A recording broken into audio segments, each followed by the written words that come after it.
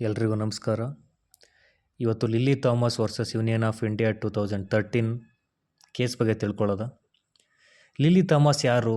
Representation of people act ಅಂದರೆ ಏನು? ಏನಕ್ಕೆ ಈ ಕೇಸ್ ನಡೀತು? ಇದ್ರ ಬಗ್ಗೆ ತಿಳ್ಕೊಳ್ಳೋದ. ಮೊದಲು ಇದ್ರದ್ದು ಹಿನ್ನೆಲೆ ತಿಳ್ಕೊಳ್ಳೋದ. ಲಿಲ್ಲಿ ಥಾಮಸ್ಗಿಂತ ಮುಂಚೆ ಈ ರೆಪ್ರೆಸೆಂಟೇಟಿವ್ ಪೀಪಲ್ ಆ್ಯಕ್ಟ್ ಬಗ್ಗೆ ನೋಡೋಣ. ರೆಪ್ರೆಸೆಂಟೇಷನ್ ಪೀಪಲ್ ಆ್ಯಕ್ಟ್, ಪ್ರಜಾಪ್ರತಿನಿಧಿ ಕಾಯ್ದೆ. ಇದು ಏನು ಹೇಳುತ್ತೆ ಅಂದರೆ, ಒಬ್ಬ MLA, MP, PM, CM ಬಗ್ಗೆ ಹೇಳುತ್ತೆ. ಅಂದರೆ ಅವರ ಅರ್ಹತೆ ಏನಿರಬೇಕು, ಅವರ ಕಾರ್ಯಗಳೇನು, ಅವ್ರಿಗೆ ಏನೇನು ಅನುಕೂಲಗಳು ಕೊಟ್ಟಿದ್ದಾರೆ ಈ ಕಾಯ್ದೆಯಲ್ಲಿ, ಅದ್ರ ಬಗ್ಗೆ ಹೇಳುತ್ತೆ. ಈ RPA ಕಾಯ್ದೆಯ ಸೆಕ್ಷನ್ 8/4 ಇದು ಏನು ಹೇಳುತ್ತೆ ಅಂದರೆ, ಯಾವುದೇ ಒಬ್ಬ MP ಅಥವಾ MLA ಅವನ ಮೇಲೆ ಯಾವುದೋ ಒಂದು ಕೇಸ್ ಇತ್ತು ಅಂತ ಅಂದ್ಕೊಳ್ಳಿ.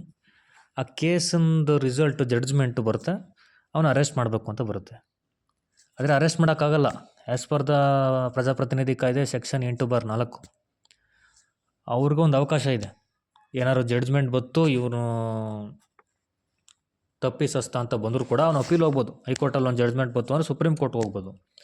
ಸುಪ್ರೀಂ ಕೋರ್ಟಲ್ಲಿ ಆದೇಶ ಬರುವ ತನಕ ಇವ್ರಿಗೆ ಯಾವುದೇ ಥರದ ಜೈಲು ವಾಸ ಇಲ್ಲ.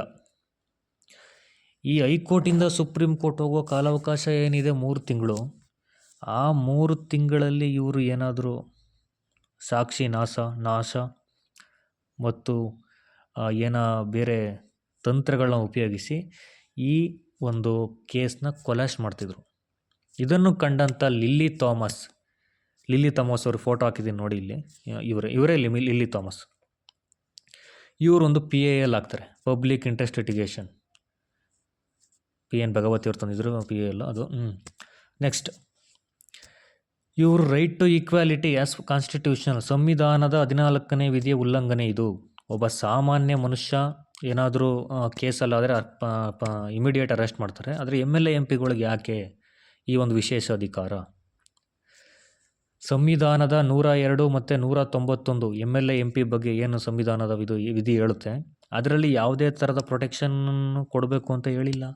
ಆದರೆ ಇವರು ತಂದಂಥ ಕಾಯ್ದೆ ರೆಪ್ರೆಸೆಂಟೇಷನ್ ಪೀಪಲ್ ಆ್ಯಕ್ಟ್, ಇದು ಈ ಥರ ಅವ್ರಿಗೆ ಅವರೇ ಮಾಡ್ಕೊಂಡಿದ್ದಾರೆ. ಈ ಥರ 3 ತಿಂಗಳು ಟೈಮ್ ಇರೋ ಥರ ಅಪೀಲ್ ಮಾಡೋದಕ್ಕೆ. ಇದನ್ನು ಪ್ರಶ್ನಿಸಿ ಇವರು ಸುಪ್ರೀಂ ಕೋರ್ಟಲ್ಲಿ ಅರ್ಜಿ ಹಾಕ್ತಾರೆ. ಅರ್ಜಿ ಹಾಕಿದಾಗ ತುಂಬ ವಾದ ವಿವಾದ ನಡೆದು ಕೊನೆಯಲ್ಲಿ ತೀರ್ಪು ಕೊಡ್ತಾರೆ ಸುಪ್ರೀಂ ಕೋರ್ಟು. ಏನು ಹೇಳ್ತಾರೆ ಅಂದರೆ, ರೆಪ್ರೆಸೆಂಟೇಷನ್ ಪೀಪಲ್ ಆ್ಯಕ್ಟ್ 1951 ಸೆಕ್ಷನ್ 8/4 ಇದು ಅನ್ಕಾನ್ಸ್ಟಿಟ್ಯೂಷನಲ್, ಅಸಂವಿಧಾನಿಕ ಎಂದು ಹೇಳಿ ಇದನ್ನು ತೆಗ್ದಾಕ್ತಾರೆ ಸೆಕ್ಷನ್ 8/4. ಆಮೇಲೆ ಇನ್ನೊಂದು ಏನು ಹೇಳ್ತಾರೆ ಅಂದರೆ, MLA MP ಯಾರೇ ಇರಲಿ ಅವ್ರು ಇಮಿಡಿಯೇಟ್ ಡಿಸ್ಕ್ವಾಲಿಫಿಕೇಷನ್ ಆಗಬೇಕು, 2 ವರ್ಷ ಜೈಲು ಶಿಕ್ಷೆ ಆಗಿದ್ದರೆ. ಇದನ್ನು ಸುಪ್ರೀಂ ಕೋರ್ಟ್ ತೀರ್ಪು ಹೇಳುತ್ತೆ. ಅವರು ಅಪೀಲು ಹಾಕಿದ್ರು ಕೂಡ ಸೀಟು ಉಳಿಯಲ್ಲ, ಸೀಟು ಕ್ವಾಶ್ ಆಗುತ್ತೆ, MLA ಇರಲಿ MP ಇರಲಿ. ನಿಮ್ಗೆ ಇನ್ನೊಂದು ಅನುಮಾನ ಪಡ್ತಾ ಇರ್ಬೋದು, ಈ ಕೇಜ್ರಿವಾಲ್ ದೆಹಲಿ CM ಇದ್ದರು, ಅವರು ಜೈಲಲ್ಲೇ ಅವರ CM ಹುದ್ದೆಯನ್ನು ಮುಂದುವರಿಸಿದ್ರು. ಅದು ಅಲ್ಲಿ ಏನಾಗಿತ್ತು ಅಂತ ಕೇಳ್ಕೊಳ್ಳಿ. ಅಲ್ಲಿ ಪ್ರೂವ್ ಆಗಿರಲಿಲ್ಲ. ಅರವಿಂದ್ ಕೇಜ್ರಿವಾಲ್ ಬಗ್ಗೆ ಆರೋಪಗಳಿತ್ತು. ಆ ಆರೋಪಗಳನ್ನು ಮುಂದಿಟ್ಕೊಂಡು ಕಸ್ಟಡಿಗೆ ತಗೊಂಡಿದ್ರು ಹೊರತು ಅವ್ರಿಗೆ ಯಾವುದೇ ಥರ ಶಿಕ್ಷೆ ಆಗಿರಲಿಲ್ಲ. ಅದಕ್ಕೋಸ್ಕರ ಅವರು CM ಆಗಿ ಮುಂದುವರೆದ್ರು. ಇಲ್ಲ ಅಂದಿದ್ರೆ ಅವರು ಕೂಡ ಈ ಥರ ಡಿಸ್ಕ್ವಾಲಿಫಿಕೇಷನ್ ಆಗ್ತಿದ್ರು, CM ಸ್ಥಾನ ರದ್ದಾಗ್ತಿತ್ತು. ಈಗಿನ ಕರೆಂಟ್ ಅಫೇರ್ ಹೇಳೋದಾದರೆ, ಸಂವಿಧಾನದ 130ನೇ ತಿದ್ದುಪಡಿ ಮಸೂದೆ ಬರ್ತಿದೆ. ಅಲ್ಲಿ ಏನು ಅಂದರೆ, ಅರೆಸ್ಟ್ 30 ದಿನದಲ್ಲಿ PM ಆಗಲಿ CM ಆಗಲಿ ಯಾವುದೇ ಮಿನಿಸ್ಟರ್ ಆಗಲಿ ತಕ್ಷಣ ಅವರ ಸ್ಥಾನದಿಂದ ತೆಗೆದಾಕ್ತಾರೆ.